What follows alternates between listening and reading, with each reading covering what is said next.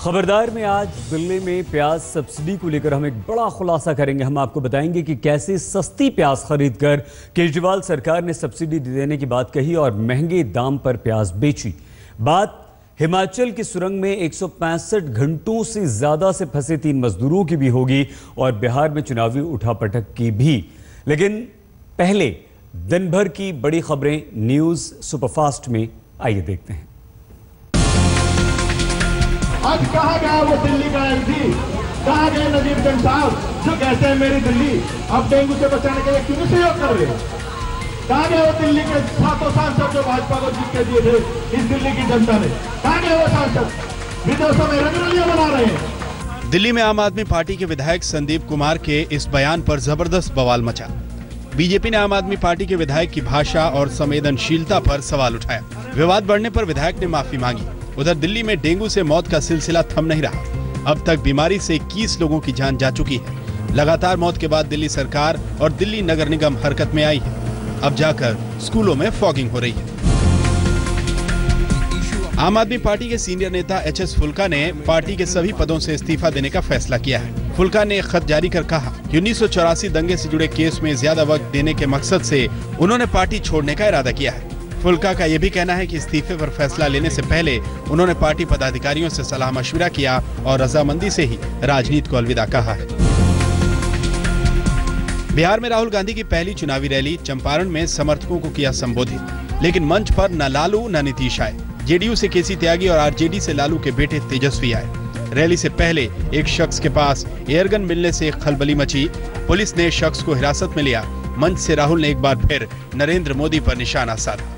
और मेरे सूट वाले दोस्त किसान को 50% ज्यादा MSP देंगे।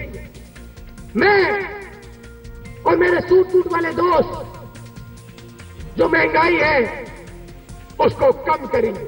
अब मैं आपसे एक सवाल पूछना चाहता हूं, 1 साल हो गया, 15 लाख किसी को मिला? महंगाई कम हुई? 2 करोड़ रोजगार मिले? डेरा सच्चा सौदा प्रमुख गुरमीत राम रहीम की फिल्म MSG 2 पर बैन को लेकर समर्थकों ने पंजाब के कई शहरों में जबरदस्त बवाल मचाया। भोगा में प्रदर्शनकारियों ने पटरी पर बैठकर ट्रेन सेवा ठप कर दी। 16 ट्रेनें रद्द कर दी गईं। मुक्तसर में भी प्रदर्शन हुआ। उधर छत्तीसगढ़ में आदिवासी समाज ने फिल्म का विरोध किया, जिसके बाद सिनेमाघरों में फिल्म के प्रदर्शन पर रोक लगा दिया गया। फिल्म में आदिवासी समाज पर टिप्पणी को लेकर नाराजगी भड़की। यूपी की अखिलेश सरकार 2017 विधानसभा चुनाव की तैयारियों में जुट गई है। सरकारी मशीनरी को दुरुस्त करने की कवायद हो रही है। मुख्यमंत्री ने मुख्य सचिव से विकास कार्यों में तेजी लाने को कहा है। मुख्यमंत्री के आदेश के बाद आज विधानसभा के तिलक हॉल में जिलाधिकारियों और ब्लॉक अफसरों की बैठक बुलाई गई।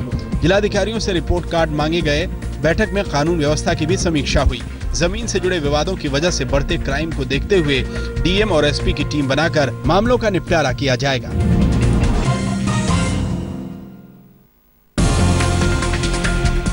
पटेलों को आरक्षण के सवाल पर हार्दिक पटेल ने एकता मार्च निकालने की कोशिश की तो पुलिस ने उन्हें हिरासत में लिया।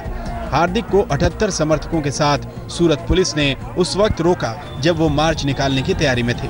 पुलिसिया कार्रवाई से नाराज हार्दिक ने आरोप लगाया कि आनंदीबेन सरकार राज्य में अस्थिरता और अशांति पैदा करना चाहती है। सूरत के पुलिस कमिश्नर ने कानून व्यवस्था के मद्देनजर इंटरनेट सेवा पर रोक लगा दी है। गुजरात के अंदर लोकशाही में हक मांगने का अधिकार लगने का गुजरात की सरकार पूरी तरह से महिलाओं पर हावी होती जा रही है दिन के दिन और सब लोगों को परेशान कर रही है। मैं मानता हूँ गुजरात की पुलिस और गुजरात सरकार सिर्फ इस गुजरात में हिंसा ही करना चाहती है। आज देश भर से हादसे की कई खबरें आईं। राजस्थान के जैसलमेर में 2 गाड़ियों के बीच आमने सामने की टक्कर में 6 लोगों की मौत हो गई। गुजरात के अमरेली बाबरा में एक पुल के टूट जाने से प्राइवेट बस पुल में फंस गई। हादसे में एक यात्री की मौत हुई जबकि 15 यात्री घायल हो गए। उधर हिमाचल प्रदेश के बिलासपुर में सुरंग में फंसे मजदूरों को अभी तक निकाला नहीं जा सका है। आसाराम के बेटे नारायण साईं के खिलाफ इंदौर के खजराना थाने में पत्नी जानकी ने प्रताड़ित करने, धोखाधड़ी और जान से मारने की धमकी देने की शिकायत दर्ज कराई। साईं की पत्नी ने कई संगीन आरोप लगाए हैं। ये कहा है कि साईं आश्रम में रहने वाली लड़कियों को लालच देकर और डरा धमकाकर अवैध संबंध बनाता था। जानकी ने यह भी आरोप लगाया कि अवैध संबंध का विरोध करने पर उसे अक्सर जान से मारने की धमकी देता। मुझे भरण पोषण नहीं दे रहे 2.5-3 साल से इसलिए मैंने अपने भरण पोषण प्राप्त करने के लिए उनसे कोर्ट में केस किया है। दूसरा, घरेलू हिंसा के तहत मैंने केस किया है, क्योंकि मुझसे उन्होंने धोखाधड़ी करी, मेरे रहते और संबंध थे, नाजायज बच्चे और ऐसा। इस प्रकरण से केस लगाया मैंने उन पर।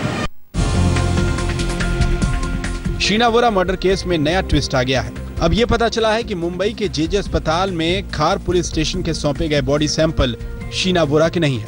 पहले यह दावा किया गया था कि जेजे अस्पताल में रखा गया सैंपल शीना वोरा का है। सैंपल को टेस्ट के लिए नायर हॉस्पिटल भेजा गया, जहां जांच में यह पाया गया कि सैंपल शीना वोरा के नहीं है। जेजे हॉस्पिटल का कहना है कि उसने कभी भी सैंपल को लेकर दावा नहीं किया। पेन पुलिस स्टेशन ने 2012 में सैंपल दिया था और पुलिस की तरफ से ही शीना वोरा के होने का दावा किया था। कश्मीर के सोपोर में आतंकवादियों ने 3 साल के एक मासूम की बेरहमी से हत्या कर दी। बुरहान नाम के बच्चे के पिता बशीर कुछ साल पहले तक आतंकवादियों से जुड़ा था, लेकिन फिलहाल सोपोर में वो अपना कारोबार कर रहा था। बताया जाता है कि आतंकवादियों ने पहले बशीर के घर ग्रेनेड फेंका, लेकिन जब ग्रेनेड फटा नहीं तो बशीर को गोलियों से भून दिया। वारदात के वक्त 3 साल का उसका बेटा पिता की गोद में था, जिसके चलते वो भी फायरिंग की चपेट में आ गया। अलगाववादी नेता सैयद अहमद शाह गिलानी ने मासूम की मौत पर भी सियासत शुरू कर दी। हुर्रियत की तरफ से सोपोर बंद का आह्वान किया गया है।